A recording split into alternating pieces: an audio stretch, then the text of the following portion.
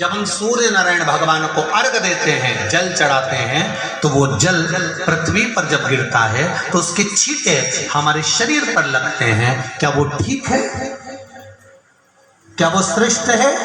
तो शिव महापुराण की कथा कहती है, जब हम सूर्य को अर्घ देते हैं, सूर्य को जल चढ़ाते हैं, वो पानी जब पृथ्वी पर गिरता है, उसके छींटे हमारे शरीर पर लगते हैं, तो वो श्रेष्ठता का भाव निर्मित करते हैं। वो गलत नहीं हो सकता। कारण अब वो भी समझ लीजिए।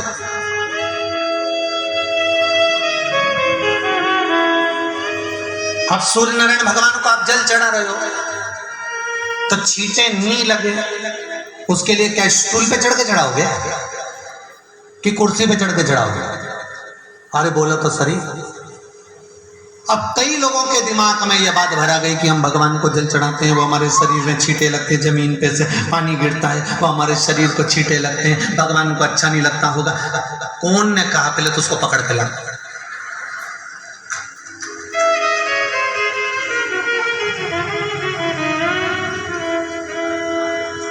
क्योंकि मेरे राम जी महाराज, मेरे भगवान कृष्ण, बड़े बड़े संत, साधु, सन्यासी, तपस्वी, साधक, उपासक जितने भी हुए, जिन्होंने सूर्य की आराधना करी, इन्होंने टेबल पे चढ़कर या कुर्सी पे चढ़कर जल नहीं चढ़ाया। इन्होंने पृथ्वी पर खड़े होकर ही, क्योंकि पृथ्वी तत्व के देव हैं शिव।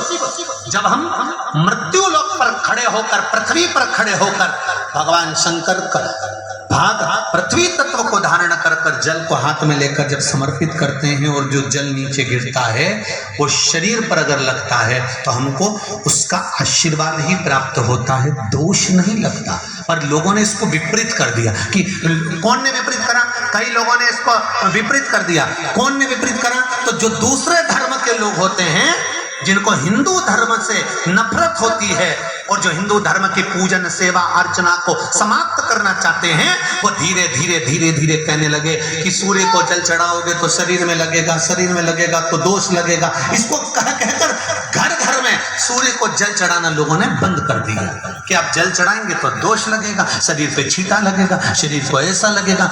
ये दोष नहीं है। कितनी सुंदर बात है महाराज।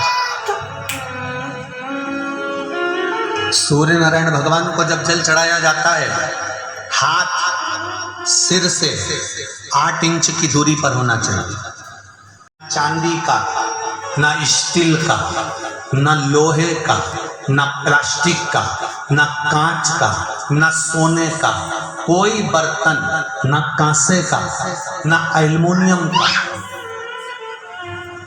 ना पीतल का, केवल एक पात्र होना चाहिए। कैसे जल चढ़ाना है वो भी समझ लीजिए।